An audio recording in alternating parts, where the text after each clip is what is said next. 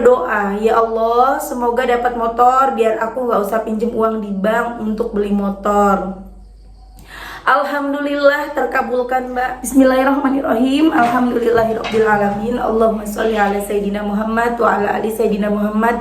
Assalamualaikum warahmatullahi wabarakatuh. Halo teman-teman, apa kabar? Mudah-mudahan teman-teman selalu dalam lindungan Allah Subhanahu wa taala. Amin ya rabbal alamin. Alhamdulillah, kali ini aku akan sharing pengalaman sholawat dari teman-teman kita. Tapi sebelumnya buat teman-teman yang belum subscribe, di subscribe dulu. Dan buat teman-teman yang punya Instagram, jangan lupa follow Instagram aku, Melisa Arnelia. Buat teman-teman yang punya testimoni sholawat, silahkan kirimkan testimoni kamu ke WhatsApp yang ini.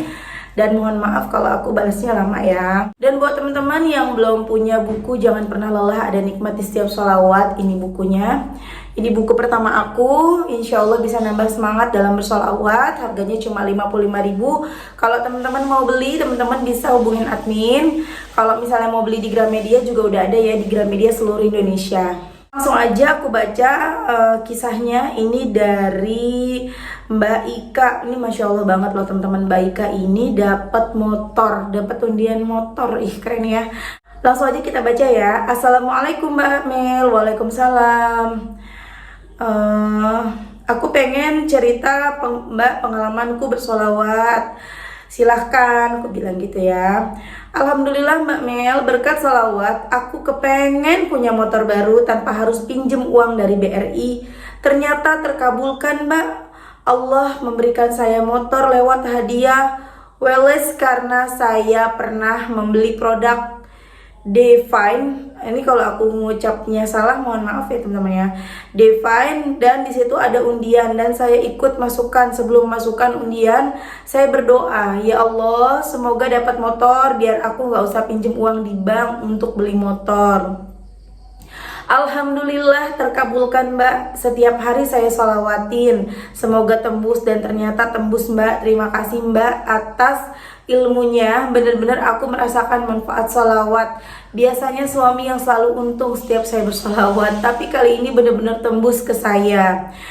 Alhamdulillah ya Allah, tidak jadi hutang di bank. Masya Allah, ada foto undian atau motornya? Ada Mbak, ini dikirimin foto undiannya ya teman-teman ya. Masya Allah, rezeki banget Mbak, selamat ya. Motornya udah diterima.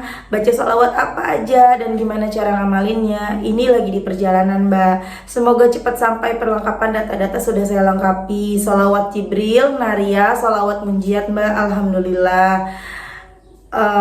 Alhamdulillah, hati-hati di jalan. Sekali lagi selamat ya. Iya Mbak Mel, makasih banyak. Alhamdulillah, berkat sholawat setiap hari nggak pernah bosan lihat TikTok Mbak Mel. Masya Allah ya teman-teman, itu tadi kisahnya Mbak Ika. Makanya segala sesuatu yang nggak mungkin tuh mungkin bagi Allah teman-teman. Jadi kalau misalnya kita lagi butuh sesuatu, lagi kepengen sesuatu, lagi punya masalah apapun, udah serahin sama Allah aja.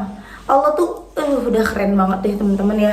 Dan kita tuh jangan mengukur dari kemampuan kita. Misalnya apa iya ya aku bisa beli motor cash sementara aku kan nggak kerja, aku cuma ibu rumah tangga, apa mungkin gitu kan ya.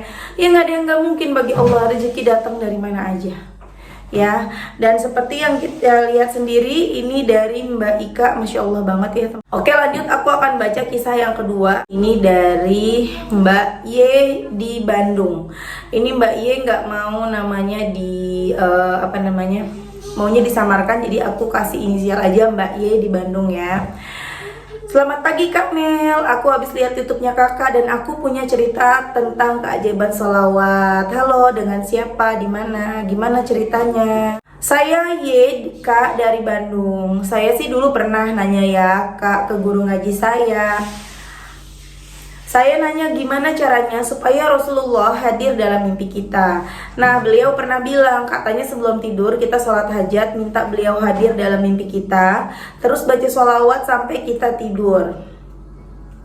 Posisi menghadap kiblat dan punya wudu. Dan aku coba melakukan itu beberapa kali Kak. Dan alhamdulillah nggak tahu di hari keberapa lupa, aku sih ingatnya udah tidur ya, mata terpejam, tiba-tiba serasa ada cahaya yang menyinari wajah saya. Dan setelah saya tanya ya, katanya itu Rasulullah mungkin tidak menampakkan diri, melainkan hadir dengan cahaya. Saya merasa senang Kak. Terus beberapa minggu ke belakang seharian saya dengerin sholawat, dan dari pagi sampai mau tidur, dan saya nggak membayangkan apapun. Tiba-tiba di dalam mimpi saya dipanggil ayah saya. Ayah saya bilang, "Sini, ini guru besar ayah. Minta doa apapun pasti dikabulkan. Walaupun doa itu kita ucapkan dalam hati, pasti beliau akan tahu. Terus saja berdoa tanpa henti." Dan sosok yang ada di dalam mimpi saya, seseorang yang terlihat sangat berilmu, bukan orang sembarangan, dan memakai jubah putih. Setelah saya tanya ke ibu saya, sepertinya itu Rasulullah. Kata ibu saya, jika kita membaca atau mendengarkan sholawat, beliau selalu hadir. Dan kemarin saya membaca sholawat padahal nggak banyak, cuma 50 kali. Di angka mendekati 50, entah kenapa saya tiba-tiba memejamkan mata. Dan entah kenapa tiba-tiba saya lihat di bayangan saya ada sosok berjubah putih, orangnya sangat tinggi, mungkin tinggi badan aku hanya sampai lututnya. Orang itu wajahnya tidak terlihat. Dari situ entah kenapa saya merasa sedih dan nangis. Jika memang itu Rasulullah yang ada dalam bayangan saya begitu merasa malu. Karena saya sadar saya manusia yang penuh dosa, tapi kenapa beliau mau berkenan hadir? Dan ada satu kisah lagi, murni pengalaman pribadi saya. Maaf ya Kak, saya nggak bermaksud sombong atau apapun. Barangkali bisa jadi inspirasi buat kita semua. Waktu itu saya membeli bensin di pom. Waktu itu si tukang bensin ngasih kembaliannya lebih 1.000 pada saya. Dan saya nggak sadar waktu itu. Saya sadar setelah saya berada di tempat kerja. Untuk mengembalikan lumayan jauh pom bensin itu. Beberapa hari kemudian saya diajak kakak saya ke daerah Karawang dan isi bensin di tempat itu. Untungnya struk yang dari pom bensin aku bawa dan aku kembalikan ke orang yang ada di pom bensin itu. Singkat cerita, saya dan kakak saya main ke rumah teman kakak saya. Dia adalah pemilik sebuah pom bensin, dan begitu pulang bensin kami diisi 15 liter oleh beliau. Dan dari kejadian itu saya merasa kalau kita mengembalikan sesuatu hal yang bukan milik kita, Allah ganti dengan yang jauh lebih baik. Allah ganti dengan hal yang tak terduga. Itu kisah aku Kak. Sekarang juga aku lagi dawamin sholawat. Aku pengen punya toko kue yang megah dan mewah supaya aku bisa menciptakan lapangan pekerjaan buat orang-orang yang membutuhkan. Sekarang saya sedikit demi sedikit, alhamdulillah orderan ada, walaupun belum banyak, tapi harus tetap disyukuri. Masya Allah, salawat apa yang dibaca? Allahumma sholli ala Sayyidina Muhammad wa ala ali Sayyidina Muhammad. Itu aja Kak. Masya Allah ya teman-teman, itu tadi testimoni dari Mbak Ye di Bandung. Masya Allah, enak banget ya bisa bermimpi bertemu dengan Rasulullah. Dan yang aku tahu memang kalau kita bermimpi bertemu Rasulullah kadang memang cuma kelihatan cahayanya aja atau gimana ya. Keren banget, bersyukur banget ya Mbak ya bisa mimpi bertemu dengan Rasulullah, karena itu gak mudah loh. Karena memang selain kita harus banyak baca sholawat, kita juga hatinya mesti bersih. Kita juga harus menjalankan sunnah-sunnahnya Rasulullah gitu ya.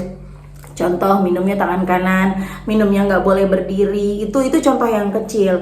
Belum lagi hal-hal yang lainnya ya teman-temannya. Itu keren banget Mbak Ye di Bandung. Dan satu lagi, ketika Mbak Ye jujur mengembalikan yang bukan haknya, maka Allah kasih rezekinya. Makanya kita juga gitu teman-teman. Contohnya di utang ya, banyak orang-orang yang berhutang terus lupa bayar. Ini mohon maaf ya teman-teman yang pada punya utang, aku bukan berniat untuk menyindir, aku cuma mengingatkan.